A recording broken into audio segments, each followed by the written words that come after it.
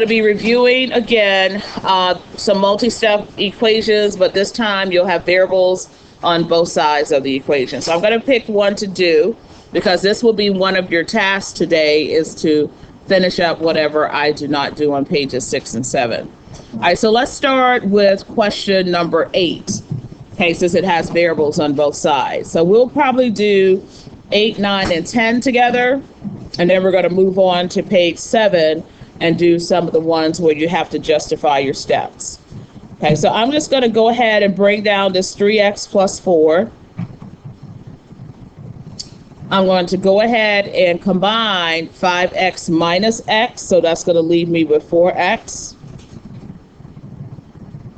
And when you have variables on both sides, you got to get all your variables to one side. I like to move the smaller one over so I'm not dealing with a lot of negatives. Does it matter which one you move? Absolutely not.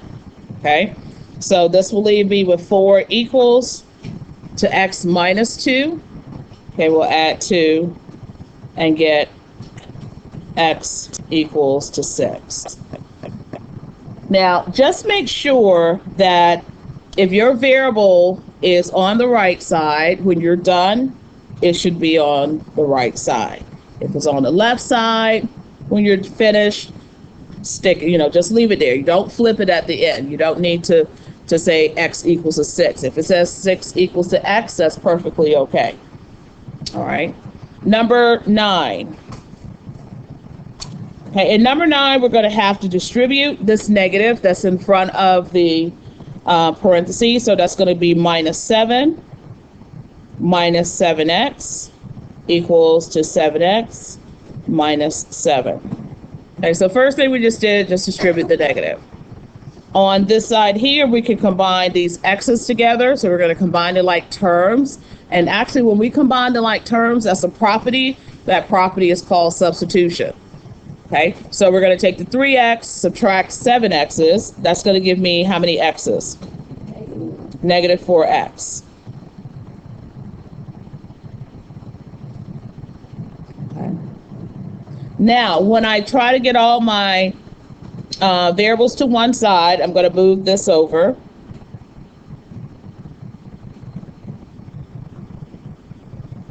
So that's going to leave me with negative 7x equals to how many x's now?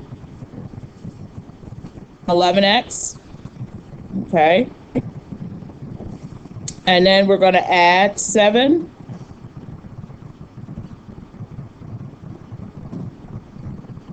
So when I divide by 11, I have 0.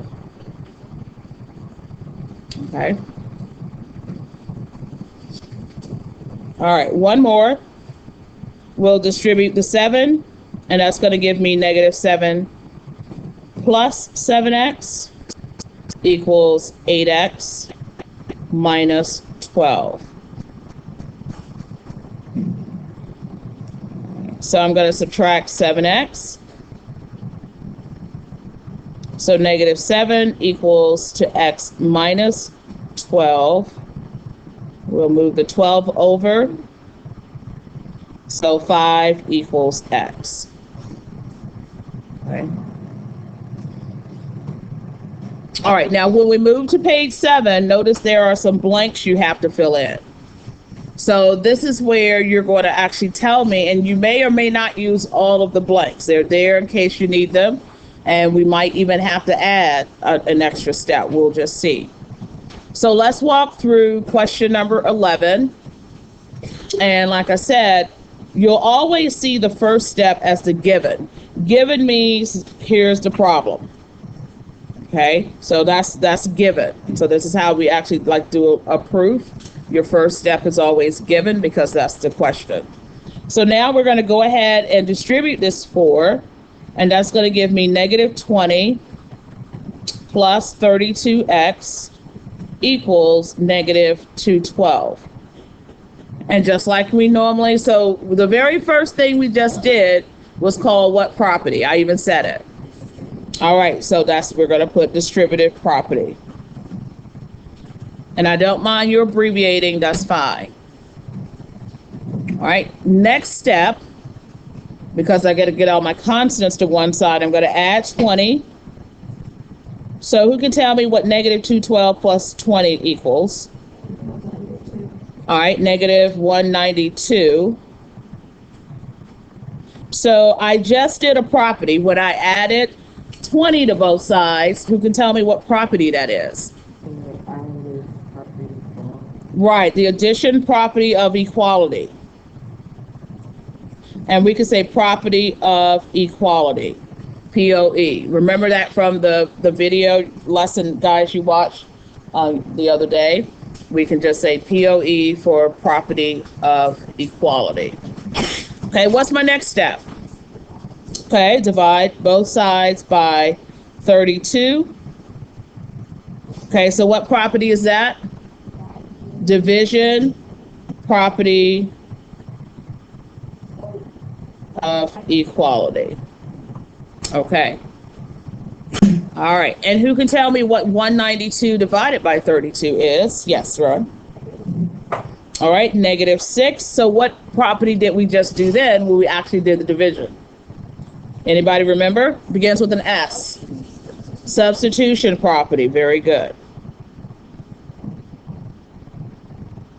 Okay, substitution property. All right, and we're done. All right, let's do one where you have to, combine like terms, maybe. Let me see. Yes, we do. Okay, so let's go ahead and do number 13 together. So given is the problem, so that's just the question. So next step, we're going to say negative 6 plus 8n plus 24 equals 34 plus 4n. What property did I just use? Distributive. Okay. Now, before I start moving things across the equal sign, I need to combine some terms together. On the left side, I can take 24 minus 6. And what's 24 minus 6? 18.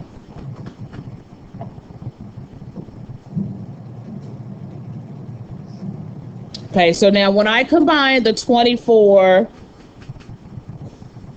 minus 6, I just use what property? Substitution property. Very good. All right. So now I want to get all my variables to one side, all my constants. It doesn't matter which one you move first. Okay, I'm going to do the constants first. So I'm going to subtract 4n. So that's going to leave me with 18 plus 4n equals to 34. So I have just used the what? Subtraction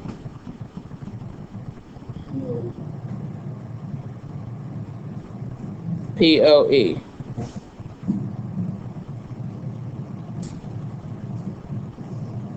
Okay. All right, next step is to subtract 18. And I'm using the same property again.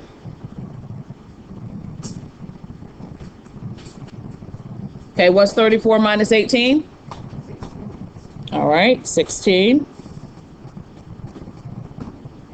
And now we're going to divide.